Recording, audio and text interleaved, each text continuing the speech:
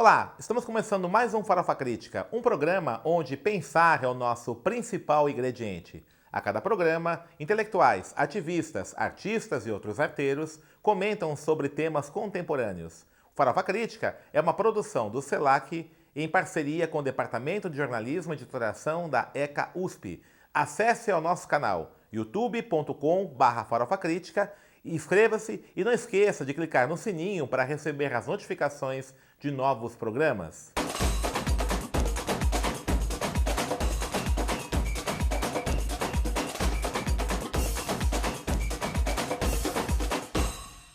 E o Farofa Crítica de hoje recebe o professor Ivan Poli, o criador, o pensador, melhor dizendo, do Renascimento africano, autor dos livros Paideia Negra, Antropologia dos Orixás e Pedagogia dos Orixás. Ivan Poli, muito obrigado por ter aceito o nosso convite.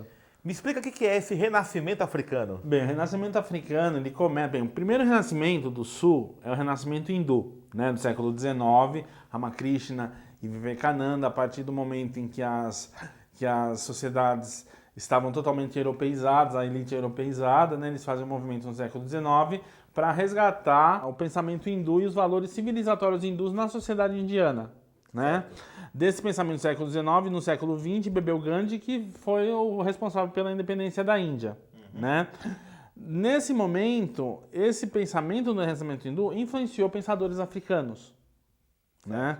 E a partir da independência, dos movimentos de independência, começa o Renascimento africano, uma segunda fase do Renascimento africano. A primeira fase do Renascimento africano começa ainda na diáspora,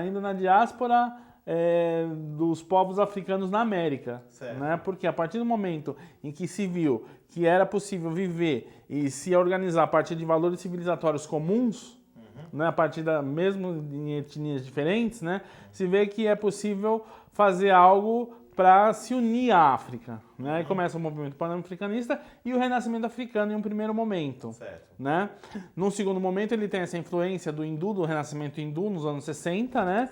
E aí até os dias de hoje, a partir da independência dos países africanos e tudo mais, né? O Renascimento africano visa trazer os valores civilizatórios das comunidades tradicionais africanas para as instituições africanas, né? Isso aí seria a consistência do Renascimento africano, ele consiste nisso, né? Trazer para as sociedades, né?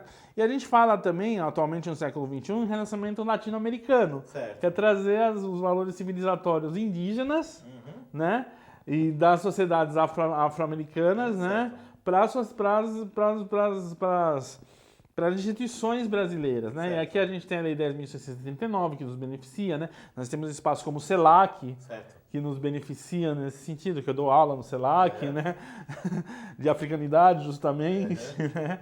E a gente tem o Renascimento africano em ligação, hoje em dia, com o Renascimento latino-americano, né? Então, eu faço parte desse Renascimento africano, sou o único autor brasileiro considerado. Existem outros autores brasileiros do Renascimento africano, Prandi e outros autores, Waldman e outros autores do Renascimento africano, né, aqui no Brasil, mas eu sou o único reconhecido por autoridades africanas como sendo o autor brasileiro do Renascimento africano, por causa de um trabalho que foi feito na África, inclusive que proibiu a criminalização do mito de Exu. Ah, certo. Como é que foi isso aí? Isso aí foi o seguinte, as igrejas evangélicas na África, Valdomiro, Malafaia, essas igrejas, né, que estavam se estabelecendo na Essas Nigéria, empresas, vamos chamar assim, essas né? empresas, pequenas empresas nesses negócios, né? Estavam estabelecendo, por causa de motivos bíblicos, né, razões religiosas, que não criminalizar o mito de Exu, né?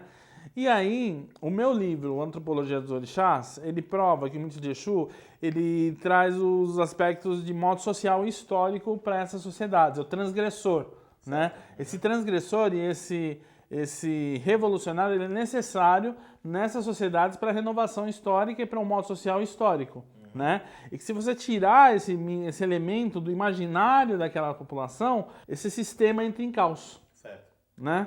Esse sistema entra em colapso, né? E aí a gente provou isso, o pessoal lá de Ibadan, né, na Nigéria, fez um relatório para o governo, né, os estudiosos de lá, né, fizeram um relatório para o governo, baseado no livro, né, e foi provado, o governo nigeriano falou, vocês por um motivo público querem destabilizar nossa sociedade, né? Então não valeu, não tem prevalência, né? Um dogma sobre um estudo sociológico, né? E aí a gente conseguiu que não fosse criminalizado o mito de Exu, e se o mito de Exu fosse criminalizado, os outros mitos seriam criminalizados. A gente teve apoio das lideranças africanas, da realeza, né? Porque isso aí é contra toda a realeza africana, todas as realezas, né? E aí eu fiquei sendo justamente por esse trabalho, justamente por ter traduzido meu livro para o inglês, né? Foi traduzido Antropologia dos Orixás. Antropologia dos Orixás, foi traduzido para o inglês, né? E o texto Sociologia de Exu foi traduzido para o inglês, né? Foi mandado para lá. Eu mandei para todas as lideranças, né? Então fiquei famoso lá, fui conhecido lá, né? Sou muito lindo lá pelo Academia Edu, né? Pela Base Acadêmica Internacional, né? E estou para publicar em francês meus livros, estou para publicar esses 3 em francês, né? E em inglês na versão papel, né? E justamente por isso eu fiquei conhecido como autor brasileiro, porque tive o reconhecimento deles. E me diga uma coisa assim... Só que tentaram, professor, tirar minha chancela acadêmica. Como assim? Dos meus livros. Eles escreveram para a USP e disseram que eu não era pedagogo, que eu não era antropólogo, para o Kabengele Munanga, né? Uma dessas pessoas, né? E daqui do Brasil? Aqui no Brasil, que eu não era antropólogo, que eu não podia escrever um livro chamado Antropologia dos Orixás, né, para tirar a chancela acadêmica do meu livro, para que ficasse livro religioso para livro religioso. Ah, entendi. Marcar como livro religioso, não livro científico, né? Não livro científico, acadêmico, né? certo. Entendi. E aí, claro que não houve ressonância disso, porque o Kabengele falou, olha, tá tudo certo em nível antropológico, você faz uma crítica antropológica e a gente publica. A pessoa, não sou antropólogo, não sei, mas ele não é antropólogo, não pode escrever sobre antropologia, tá? Mas falou, não, tá tudo certo. Né? E aí eles deixaram para lá, né? E continuou da mesma forma, sendo feito, assim, continuou sendo válido o relatório e tudo mais, né? E depois eu descobri que aquele e-mail que me escreveu era de um grande líder religioso. Ah, entendi. Então a ação dele foi no sentido de desqualificá-lo como... Desqualificar. Certo. Tentaram me desqualificar. Entendi. Me diz uma coisa, Ivan, você, num dos seus livros, seus 3 livros, eu não vou lembrar qual, me desculpe agora que eu li os 3, achei muito interessantes, né? Mas você fala que a Yan San deixou o Freud no divã. Enlouqueceu o Freud em seu divã. Me fala um pouquinho sobre isso. Que brincadeira que você fez aí do Freud, do pensamento da psicanálise? Eu fiz um ciclo de palestras no Mundo Pensante, um centro cultural aqui em São Paulo, foi super polêmico, né? Tem pessoas que se levantaram, se revoltaram. Me fala um pouquinho dessa polêmica, como é que foi? O que é esse Yan San que deixou o Freud no divã? O seu Freud no seu divã. Na verdade, o que é? Na verdade, o que eu faço? Faço uma brincadeira, né? Sim, assim, claro. Uma brincadeira, um diálogo entre Yansan e Freud, né? E nesse diálogo, Yansan, ela se coloca como uma mulher negra, né? Que sofre discriminação, todas essas questões, e que na psicanálise eles não levam em consideração essas questões. Sim. Do racismo, né? Falam que é vitimismo. Sim. Falam que são questões... de responsabilidade da pessoa, que não é a sociedade que está doente. E em determinado momento chega, será que não é a sociedade que está doente, seu Freud? Né? E ela brinca com ele, né? Ele começa a psicanalizar as coisas, né? Tem um certo momento que ele começa a psicanalizar as coisas, aí ela se irrita, ela fala, se o senhor continuar assim, eu vou psicanalizar o charuto do senhor. Vou chegar... Psicanalizar o charuto? Vou psicanalizar o charuto do senhor. Eu vou falar para todo mundo. Eu vou falar para todo mundo porque que o senhor morreu fumando charuto, né? Porque assim, ele fode psicanalizando as coisas, né? E não responde a questão do racismo, né? Certo. Na verdade, é uma crítica aos profissionais que não levam em consideração as questões relacionadas ao racismo nas teorias psicanalíticas, né? Inclusive, no próprio Conselho Regional de Psicologia, tem alguns amigos, né, que são psicólogos e tal, e tem um grupo, né, de psicólogos negros, né? E vários deles falam que, inclusive, os que trabalham em clínica, psicanalistas negros, né, têm dificuldades, inclusive, né? Tem pessoas que, como a psicanálise, uma parte das vezes, ainda é um tipo de consulta muito classe média, né? A maior classe média alta que pegam, né? Então, pessoas mais de elite. E tem vários que se recusam a ser atendidos por um psicanalista negro, né? E existe esse movimento lá no CRPE. Eu fiz um movimento contrário, né? Psicanalista branco com a exatamente, inversão, negro, né? Mas a inversão também existe, exatamente, né? claro. Também as pessoas são outras, né? Até porque a psicanálise foi formada no Renascimento Europeu, né? A psicanálise foi fruto disso. No Renascimento Europeu, exatamente. E aí a Anselm faz toda essa questão e no final ela coloca, né, que assim, Descartes, Descartes, né? Certo. Descarte Descartes, né? Assim, não sejamos tão cartesianos, não sejamos tão calculistas, né? Não sejamos mais humanos, tem uma visão mais humanista das coisas, né?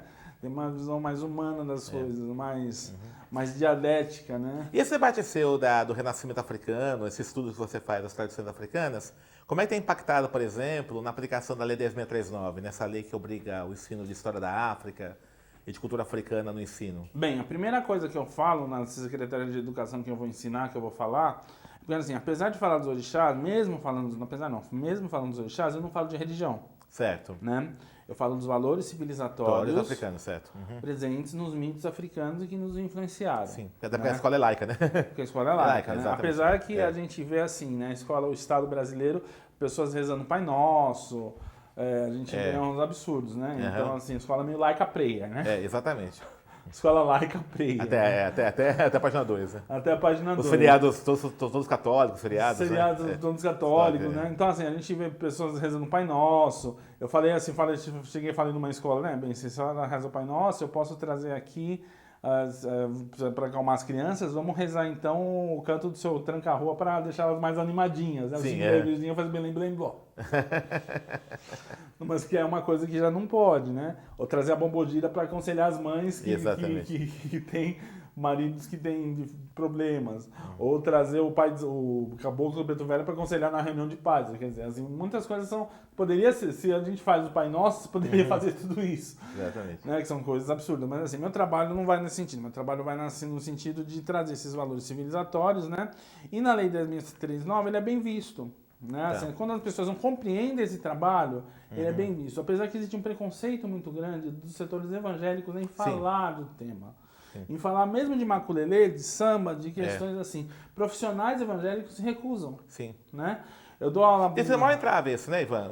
Na 2039, o maior entrave tem sido um pouco esse fundamentalismo religioso, né? Fundamentalismo religioso, né? Porque, inclusive, assim, por exemplo, eu falo de Iemanjá, eu vou falar dos agregados de família, vou falar das questões da escravidão linhageira, da escravidão doméstica, vou falar de Inhansã, vou falar das mulheres chefes de família, eu vou falar de Xangô, vou falar da lei natural. Perfeito. Né? Da lei natural, a lei natural lá segundo Rousseau, né? Que é aquela lei que vem antes do senso de propriedade, certo. Né? Que é o proteger o outro como coisa pública. Né? São esses valores civilizatórios que nos permeiam e que, por exemplo, no curso, eu tive uma aluna que chegou para mim aqui mesmo no CELAC, né? Ela era de Salvador. Tá. Ela chegou para mim e falou, olha, professor, esse código de moral de Ogum a gente segue lá em Salvador, certo. na nossa tradição. Só que a gente não sabe de onde vem porque são todos evangélicos. Ah, entendi. São todos evangélicos. E a gente não sabe de onde vem. Agora eu estou sabendo que é de Ogum, que é um código ancestral. Né? Que vem da nossa tradição e que nossa comunidade segue. Nós somos negros, uma comunidade negra, e seguimos desde a época do Quilombo esse código. Tá. Só que não sabe a origem. Não sabe a origem. História, tudo isso. Origem, história, tudo isso. Porque existe uma demonização. É um absurdo um pastor semi-analfabeto demonizar valores civilizatórios nacionais, um patrimônio cultural nacional. Sim, exatamente. Né? E assim, o Estado, mesmo os governos mais progressistas, não tinha assim, um trabalho nesse sentido. Né? Era muito tímido o trabalho nesse sentido. A gente ia fazer um trabalho na CEPI, junto à CEPI, eu estava na época antes do golpe, né, no segundo governo Dilma, para fazer um trabalho para levar esses... Com a professora Nilma? Com a professora Nilma. Nilma Gomes, isso. Nilma Gomes, né, com ela. E desde a época da Silvana Clênio e da Luísa Barros, já estava vendo isso, né? A Silvana Clênio lá do Rumi lá de Ribeirão Preto, né? Ela foi da Luísa Barros, Da Luísa Barros, da questão tradicional. Ela é minha mãe de santo, né? Eu sou daquela casa lá ela é sua mãe de santo?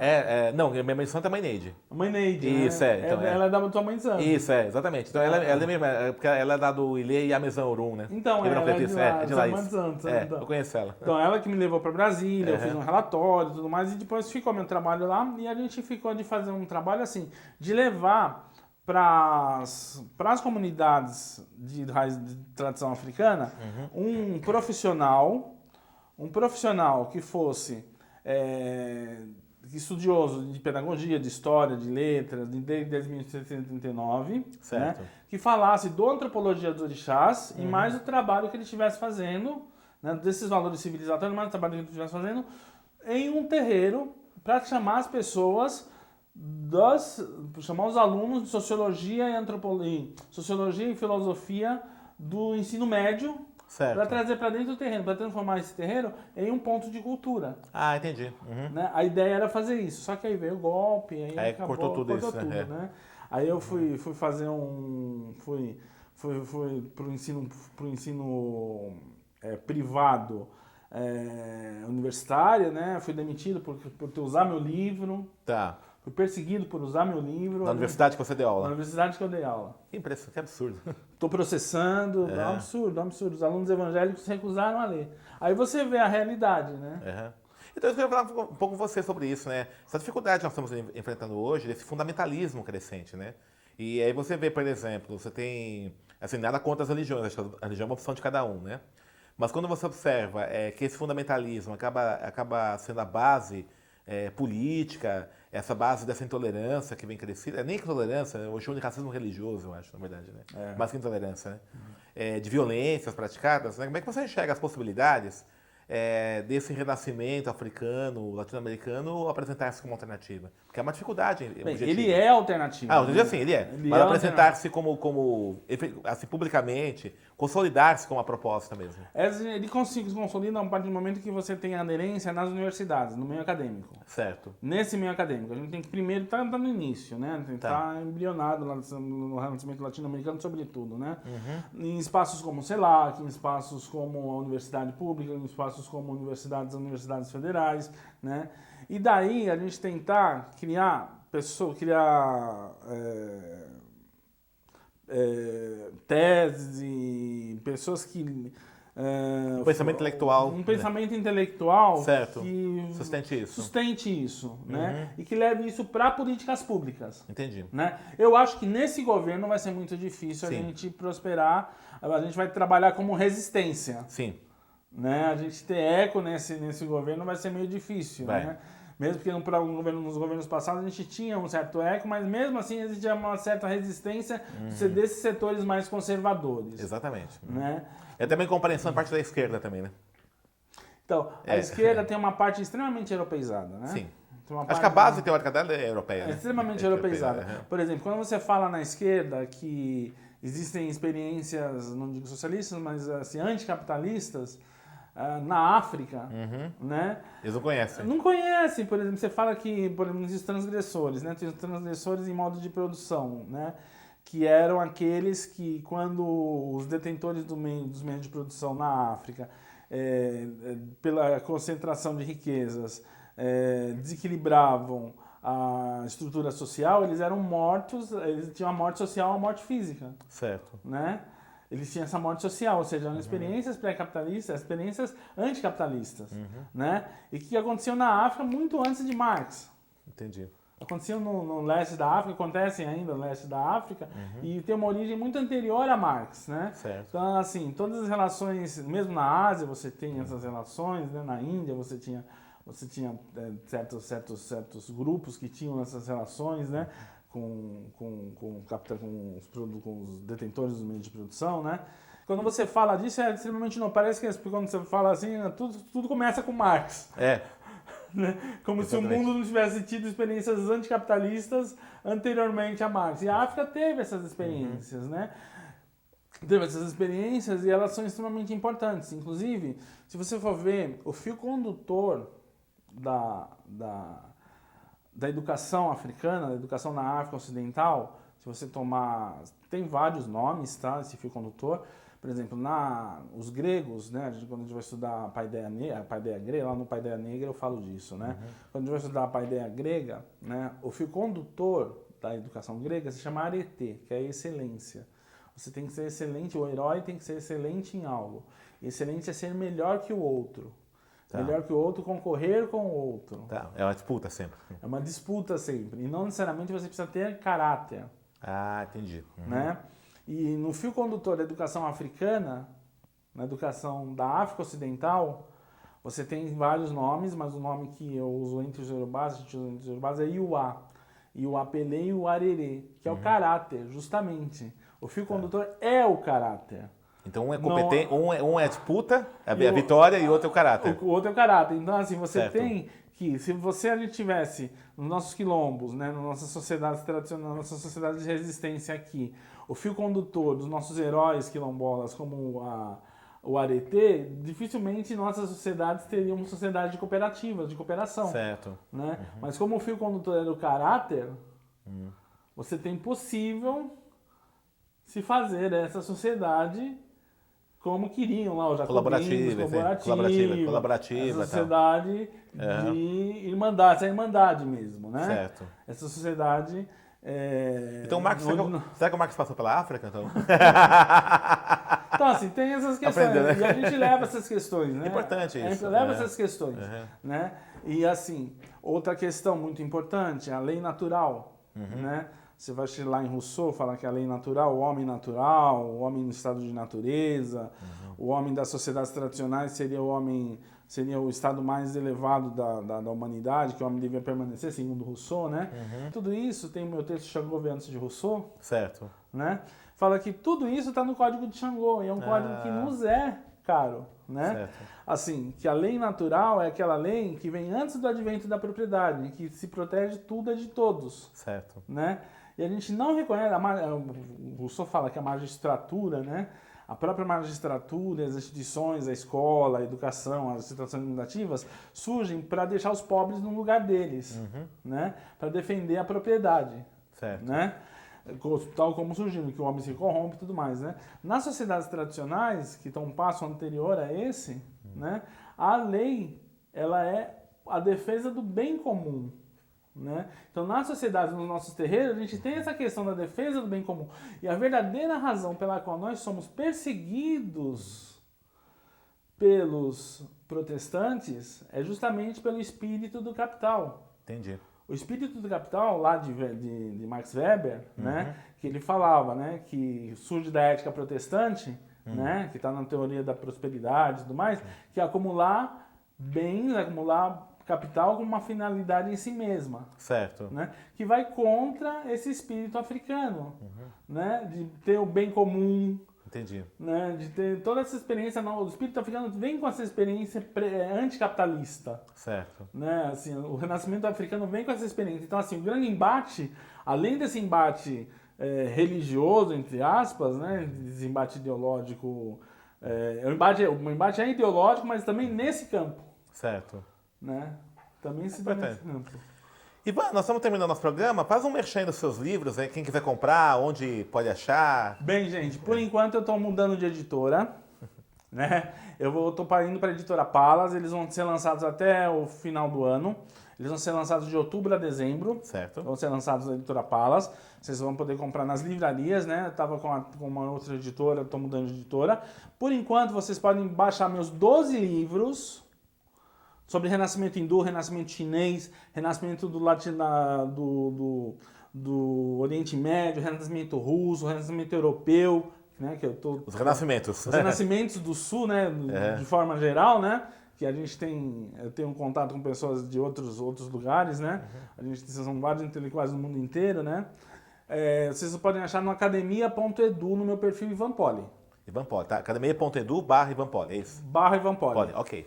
Então lá a pessoa pode baixar seus 12 livros. Pode baixar meus 12 livros. Aí, Eu em Pessoa, que é um diálogo que eu faço com a poesia de Fernando Pessoa, as lágrimas de Mayakovsky, né, as últimas lágrimas, as cartas seladas com as últimas lágrimas de Mayakovsky para todos os heróis de todos os tempos, para os poetas de todos os tempos, que é do Renascimento Russo. Tem o Castelo de Meu Pai, a Glória de Minha Mãe. Beleza. Então, tem vários livros, né, do Renascimento, não só do Renascimento africano. Ivan, obrigado, querido, Obrigado, pela sua presença aqui, né? E espero ter muito sucesso aí nas suas obras, nessa luta aí. Nossa luta, né, pelo nosso renascimento. Pelo nosso renascimento, que é a saída, né? É a saída. É a saída. Como o modernismo, como foi o modernismo, né, aquele momento de desordem, porque a desordem tem 3 respostas, né? A desordem, né, como eu falo na sociologia de Exu, né? A resposta totalitária, a resposta religiosa e a resposta pelo movimento, pela transgressão. Certo. Né? A resposta totalitária foi o nazismo e o fascismo, e atualmente é o neofascismo e o neonazismo. Né? A resposta religiosa a gente está vendo aí, que é essa resposta neopentecostal fundamentalista. Né? E foi na época do segundo, no século XX, a adesão da igreja ao nazismo. E a resposta pelo movimento, que no século XX foi o modernismo, agora é o renascimento africano. Certo. E o renascimento latino são os renascimentos do sul. Essa é a nossa transgressão. São nossa transgressão. Então tá legal. Farofa Crítica encerra mais um programa que hoje recebeu o professor Ivan Poli, que falou dos renascimentos do Sul. Acesse nosso site youtube.com/farofacrítica, inscreva-se e clique no sininho para receber novas notificações. Até o próximo!